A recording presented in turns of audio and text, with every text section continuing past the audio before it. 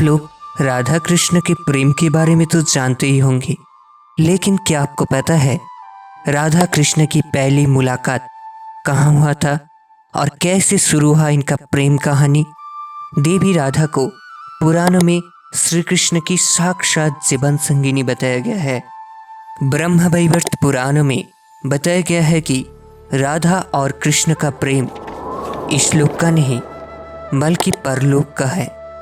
सृष्टि के आरंभ से और सृष्टि के अंत होने के बाद भी दोनों नित्य गोलोक में वास करते हैं।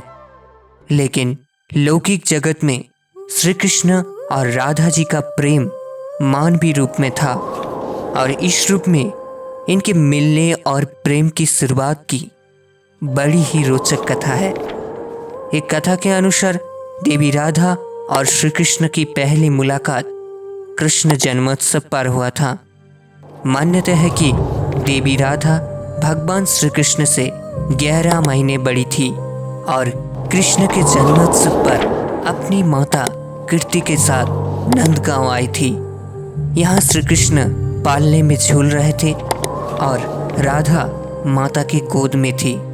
गर्ग संहिता के अनुसार ये उस समय की बात है जब भगवान श्री कृष्ण नन्हे बालक थे। उन दिनों एक बार नंदराज जी बालक श्री कृष्ण को लेकर भांडीर वन से गुजर रहे थे। उस समय अचानक एक ज्योति प्रकट हुई जो देवी राधा के रूप में दृश्य हो गई। देवी राधा को दर्शन पाकर नंदराज जी आनंदित हो गए। राधा ने कहा श्री कृष्ण को उन्हें सौंप दे। नंदराज जी ने श्री कृष्ण को राधा जी के गोद में दे दिया। श्री कृष्ण बाल रूप त्याग कर किशोर बन गए। तभी ब्रह्मा जी भी वहां उपस्थित हुए। ब्रह्मा जी ने कृष्ण का विवाह राधा से करवा दिया। कुछ समय तक राधा कृष्ण के संग इसी वन में रहे। फिर देवी राधा ने कृष्ण को उनके बाल रूप में नंदराज जी को सौंप दिया। राधा कृष्ण के लौकिक प्रेम की शुरुआत संकेत नामक स्थानों से माना जाता है। नंदगांव से 4 मील की दूरी पर बसा है बरसाना गांव। बरसाना को राधा जी का जन्मस्थली भी माना जाता है। नंदगांव और बरसाना के बीच में एक गांव है जो संकेत कहलवाता है।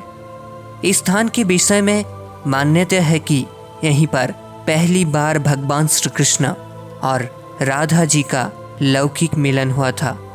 हर साल राधा अष्टमी यानी भाद्र शुक्ल अष्टमी से चतुर्दशी तिथि तक यहाँ मेला लगता है और राधा कृष्ण को प्रेम को याद कर भक्तगण आनंदित होते हैं। इस स्थान का नाम संकेत क्यों हुआ, इस विषय में कथा है कि जब श्री कृष्ण और राधा जी की पृथ्वी पर प्रकट होने का समय आया तब एक स्थान निश्चित हुआ था जहां दोनों का मिलन तय हुआ। मिलन का स्थान संकेतिक था, इसीलिए ये संकेत कहलवाया।